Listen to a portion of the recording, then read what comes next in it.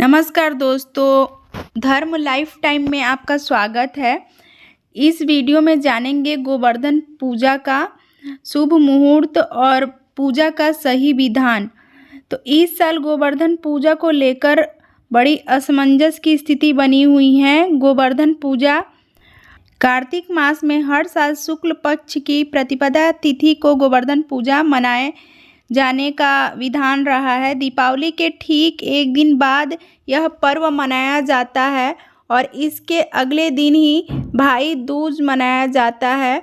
गोवर्धन पूजा के दिन गोवर्धन भगवान की पूजा की जाती है और गिरिराज जी के साथ ही भगवान श्री कृष्ण की पूजा करने का विधान है। भारत के कई राज्यों में गोवर्धन पूजा को अन्नकूट भी कहा जाता है। हिंदू धर्म में गोवर्धन पूजा का बहुत महत्व होता है। इस दिन की गई पूजा भगवान श्री कृष्ण को समर्पित होती है। गोवर्धन पूजा के दिन गोवर्ध परिक्रमा करने की मान्यता है। इस दिन गोवर्धन भगवान को 56 प्रकार के भोग लगाने जाने की परंपरा है। इस दिन गोवर्धन पर्वत श्री कृष्ण के अलावा गौ माता की भी पूजा की जाती है। ऐसा करने से श्री कृष्ण जी का आशीर्वाद प्राप्त होता है।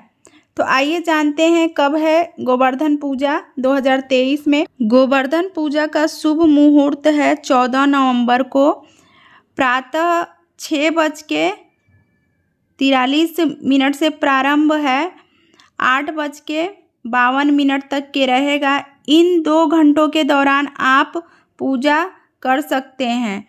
इस दिन गाय के गोबर से गोवर्धन पर्वत बनाकर पूजा की जाती है। तो आइए जान लेते हैं गोवर्धन पूजा की विधि। गोवर्धन पूजा शुरू करने के लिए सबसे पहले आपको गोबर से एक पर्वत बनाना होता है। भगवान गिरिराज की आकृति बनाने के अलावा उसमें पशुओं की आकृति भी बनाई जाती है। गोवर्धन पर्वत बनाने के बाद उसके पास तेल का दीप जलाते हैं। फिर फूल, हल्दी, चावल, चंदन, केसर और कुमकुम से सजाते हैं और गोवर्धन पूजा में अन्नकूट की मिठाई का भी भोग लगाया जाता है। फिर उसे प्रसाद के तौर पे बांटा जाता है। खील, बतासे आदि चढ़ाने का भगवान गिरिराज के आगे हाथ जोड़कर प्रार्थना करने का नियम है। धार्मिक मान्यता के अनुसार इस दिन जो भी भक्त भगवान गिरिराज की पूजा करता है तो उसके घर में सुख समृद्धि बनी रहती है और गोवर्धन देवता का आशीर्वाद उस पर और उसके पशुओं पर बना रहता है। माना जाता है कि इस दिन गोवर्धन भगवान की पूजा करने से जीवन में आ रहे दुख दर्द दूर हो जाते हैं। साथ ही यह भी कहा जाता है कि गिरिराज जी के अलावा माँ लक्ष्मी का भी आशीर्वाद मिलता है।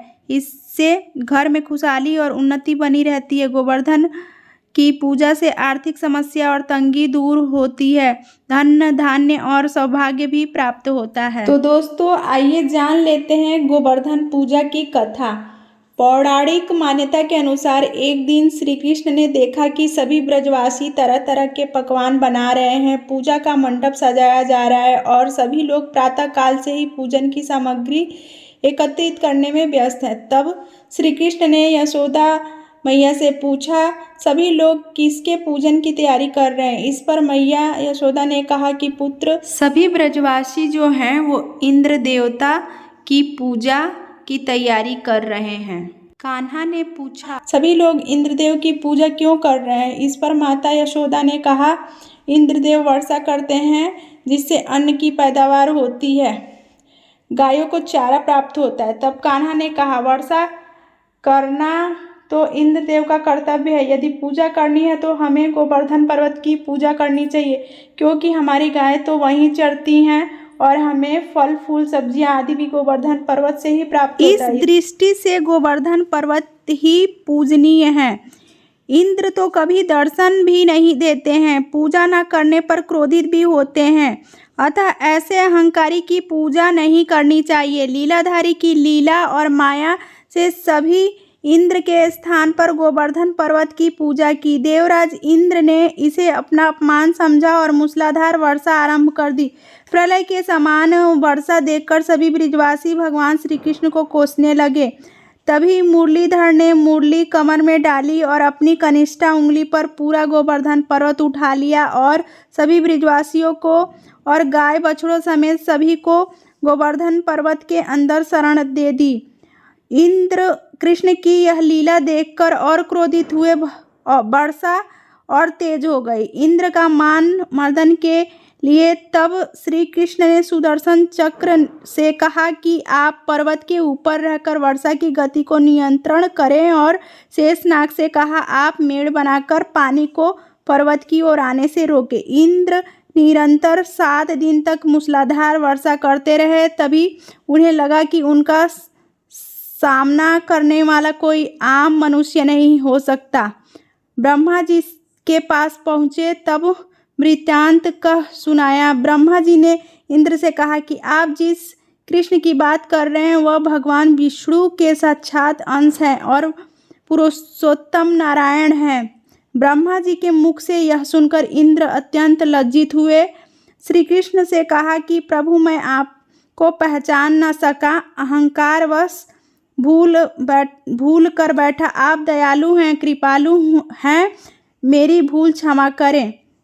इसके पश्चात देवराज इंद्र ने मुरलीधर की पूजा कर उन्हें भोग लगाया। इस पौराणिक घटना के बाद से ही गोवर्धन पूजा की जाने लगी। ब्रिजवासी इस दिन गोवर्धन पर्वत की पूजा करते हैं। गाय बैल इस दिन स्नान कराकर उन्हें रंग लगाया जाता है। उनके गले में नई रस्सी डाली जाती है। गाय और बैलों को गुड़ और चावल मिलाकर खिलाया जाता है। तो दोस्तों, ये थी गोवर्धन पूजा के पीछे की कहानी। गांव में इस दिन बहन लोग अपने भाई के लंबी उम्र के लिए सुबह नहा धोआकर और मिट्टी के बर्तन में फरवी जिसे बोलते हैं वो लेके और बतासा और मीठा जो शक्कर का मिठाई आता है वो लेकर गोवर्धन भगवान को चढ़ाने के लिए जाती हैं। और यहाँ पे कांटे वाले पौधे भी होते हैं, उनको भी चढ़ाया जाता है। और जब गोवर्धन जो है वो कुटा जाते हैं, कूटना होता है उनको। जब गोवर्धन कुटा जाते हैं उसके बाद से वहाँ से आते हैं और पानी वानी पीते हैं। तो ऐसे ही मनाया जाता है गोवर्धन पूजा। और जैसा जैसा एरिया होता है, जगह होता है, उस हिसाब से लोग अपना थोड़ा सा अंतर हो सकता है इसको मनाने में। तो दोस्तों, गोबर से ही बना के गोवर्धन जी की पूजा की जाती है और गाय वाय की भी पूजा की जाती है और दान पुण्य भी किया जाता है। और अच्छे से पकवान बना के अपने घरों में चढ़ाते भी हैं और खाते भी हैं और खुशी से मनाते हैं गोवर्धन पूजा। तो ये थी जानकारी। अगर अच्छी लगी है तो वीडियो को लाइक करें। और हाँ दोस्तों, आप सभी को गोवर्धन पूजा की ढेर सारी शुभकामनाएं। चैनल को सब्सक्राइब नहीं किए हैं तो चैनल को अवश्य सब्सक्राइब करें।